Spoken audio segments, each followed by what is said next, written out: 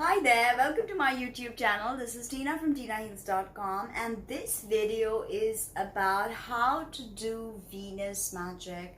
So I've previously done 2 videos on how to do solar magic and how to do lunar magic, and this video will deal with how to do Venus magic.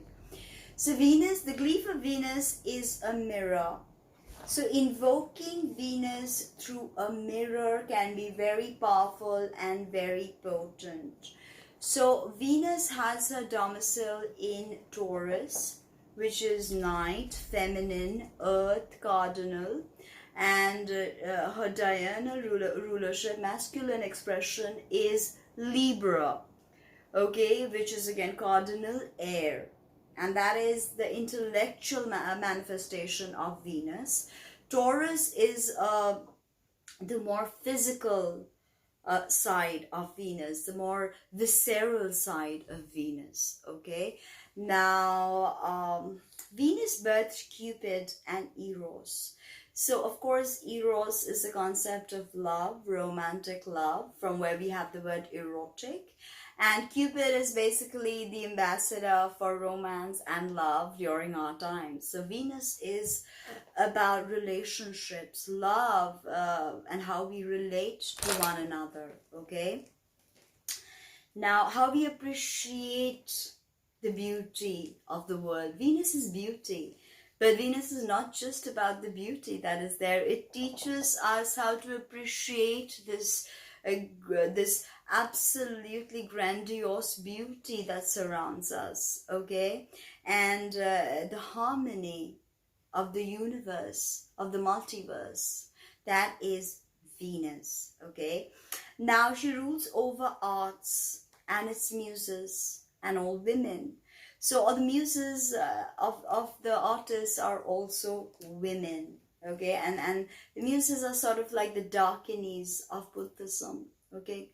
Eccentric, wise women who bring enlightenment to men, okay? So she rules over those muses. And copper talismans are very effective. So you can even get a copper bracelet, energize it during Venus rising or during the hour of Venus in the day, and you can wear it. Copper is her metal, okay? Now her colors are pale blue, green, and all pastels, okay? She is feminine, nocturnal, and temperately cold and moist. Now, I told you moon is cold and moist, and Venus is temperately cold and moist. So, when we go to her myth, she was married to Hephaestus, or Vulcan, who forged the weapons of the gods, the goldsmith of the gods, okay? And Taurus's sole ruler is actually Vulcan. He was ugly, so Jupiter married Venus off to Hephaestus so that, other gods, other male gods could stop fighting over her. But that did not stop Venus. In fact, she copulated with very many gods, especially Mars, and had many children with these different gods, okay? So not like she was virginal like Diana. She was not virginal. She was like Inanna, Ishtar of Sumeria, okay, of Sumer. Now, Venus is anything but virginal, but she also rules over virgins. So all things feminine is ruled by Venus. And afflicted Venus could mean venereal diseases. So keep that in mind, okay, especially if you have a Venus in fall, say in your natal chart, or Venus conjunct Saturn, or a Venus conjunct Ketu, it can be very difficult. Okay, throat, Taurus rules throat, neck, cheeks, skin, the reproductive organs. Okay, menstrual cycle. If you're giving her offerings, you can offer her wheat. She loves wheat offering. Okay, and you can make her something with it. Sweet, she loves sweets. Venus is sweetness, so she loves anything sweet. You can offer her white flowers like orchids. Okay, orchids are very, very beautiful. Now, Agrippa says that honey is very sacred to Venus. So you can use honey during your spells for Venus. When I do spells for beauty, for instance, I use lang lang and rosemary, two herbs of Venus. For sex, to enhance sexual performance or to act as an aphrodisiac, I use catnip, okay, and kava kava. You can look up these herbs. During fertility spells, I use hibiscus. Hibiscus is very sacred to Kali, and mugwort. Okay, now you can press this Empress card on your altar during Venus rituals. So if you want looking for a representation of Venus, this is it. You can place this on your altar. Okay, you can make her a drink. Fusions, floral fusions do very well.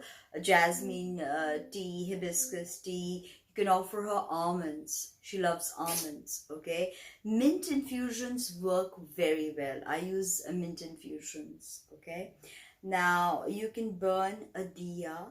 If you don't know a diya, it's just a holder with some oil and a wick.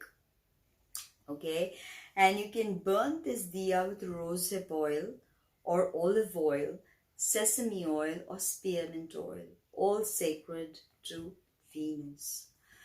Right? Seeds, you can use seeds of sycamore tree.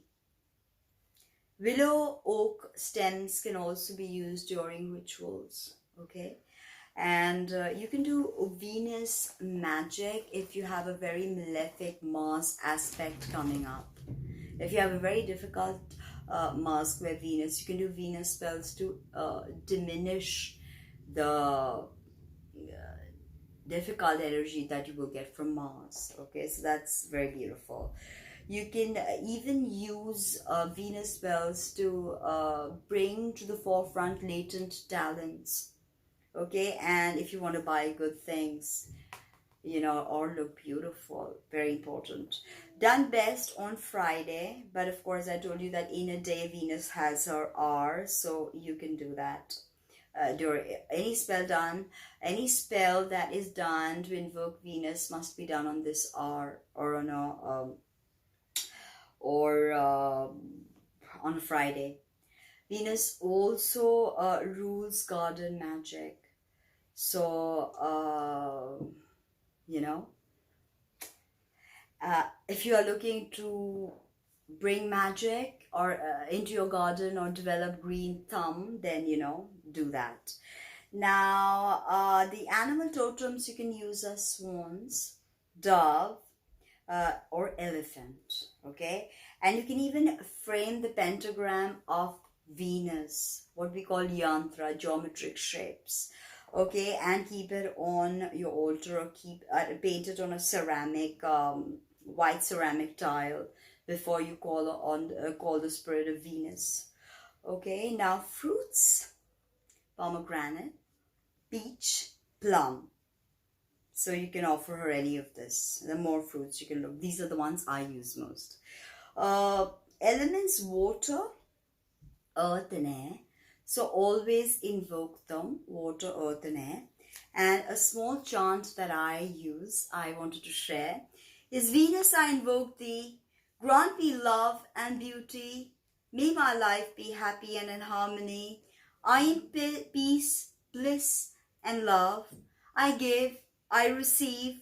Your energetic cycle flows through me. Your energetic cycles flow through me. You are in me and I am in you. We are one.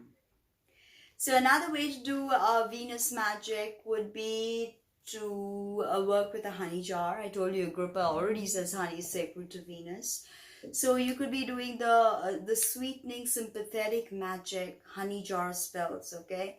I will make a special video on honey jar spells because I do honey jars and my clients seem to love them.